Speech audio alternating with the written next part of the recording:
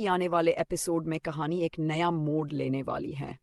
त्रिपाठी भवन में नवरात्रि की भव्य तैयारियां चल रही हैं। पूरा घर दीपों और फूलों से सजा हुआ है। ढोल नगाड़ों की गूंज के बीच सब लोग माँ रानी की पूजा में व्यस्त होते हैं। तभी अजय घर आता है। अजय के पिता उसे बताते हैं, जब भी नवरात्रि शनिवार या रविवार से शुरू होती है तो माता रानी हाथी पर सवार होकर आती हैं। हाथी पर आने का मतलब है घर में सुख समृद्धि का आगमन और भक्तों के सारे दुखों का नाश। इस बीच नेहा के सास ससुर ने एक बड़ा आयोजन करवाया है। वे एक विशाल तराजू का इंतजाम करते हैं। सबके सामने घोषणा होती है, हमारी बहू नेहा का जितना वजन होगा उतना ही धन हम गरीबों में दान करेंगे। सब लोग खुशी खुशी तालियां बजाते हैं। तराजू के एक पल्ले पर नेहा को बैठाया जाता है और दूसरे पल्ले पर सोना चांदी और धन रखा जाने लगता है। लेकिन इसी बीच बेबी त्रिपाठी की काली चाल सामने आती है।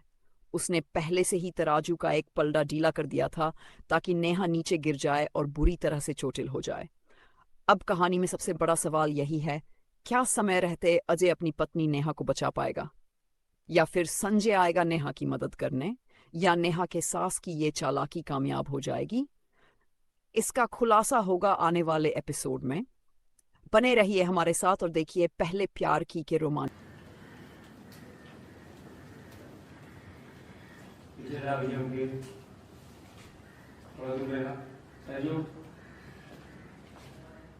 एहसास हुआ संजू भी खड़ा हो बगल में।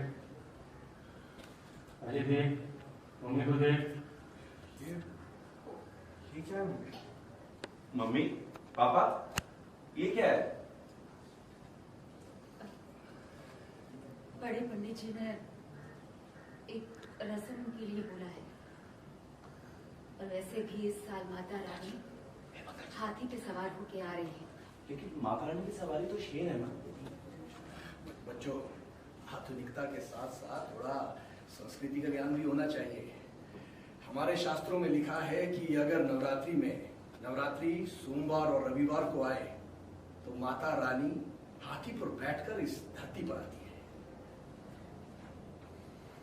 और हाथी पर सवार होके जब माता रानी आती है तो अपने साथ सुख समृद्धि सब लेकर आती है और इंसान के जीवन से सारे कष्ट जड़ से उखाड़कर फेंक देती है। विजय तुम्हारा का बड़ा है ना?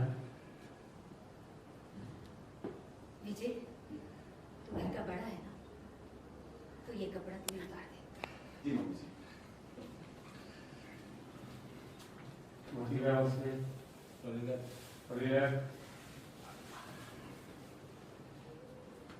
ये क्यों मम्मी?